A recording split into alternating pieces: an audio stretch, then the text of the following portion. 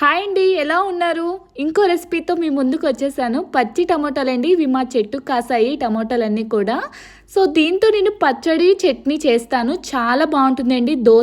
దోశలో అయినా, ఇడ్లీలో అయినా, చపాతీ అయినా, ఇంకా రైస్లోకైనా చాలా బాగుంటుంది. దీనికి కావాల్సిన పదార్థాలు ఇవన్నీ పోపు సామాన్లండి. సో ముందుగా టమాటాలని బాగా శుభ్రంగా క్లీన్ చేసుకొని కట్ చేసి పక్కన పెట్టుకుందాం.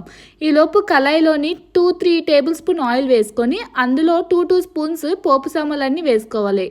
ఆవాలు, జీలకర్ర, మినప్పప్పు, శనగపప్పు ఇవన్నీ కూడా మంచిగా ఫ్రై చేసుకున్న తర్వాత కట్ చేసిన టమాటోస్ కూడా వేసుకోవాలి. ఇవి కలుపుకున్న తర్వాత మిర్చి కూడా వేసుకోవాలి. మీ స్పైసీకి తగ్గట్టు మిర్చి వేసుకోవాలి.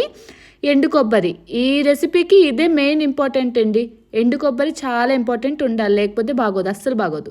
ఇది అయిన తర్వాత ఒక 2-3 కాడలు కొత్తిమీర కూడా వేసుకోవాలి.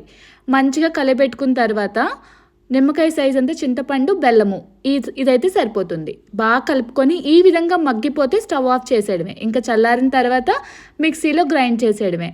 ఈ విధంగా పేస్ట్ కాకుండా కొంచెం బరగ్గా చేసుకోవాలి. ఇది మనం రైస్, రోటీస్, ఇడ్లీ, దోశ ఎందులోకైనా బాగుంటుంది. సబ్స్క్రైబ్ చేసుకోవడం అసలు మర్చిపోద్దు. నచ్చితే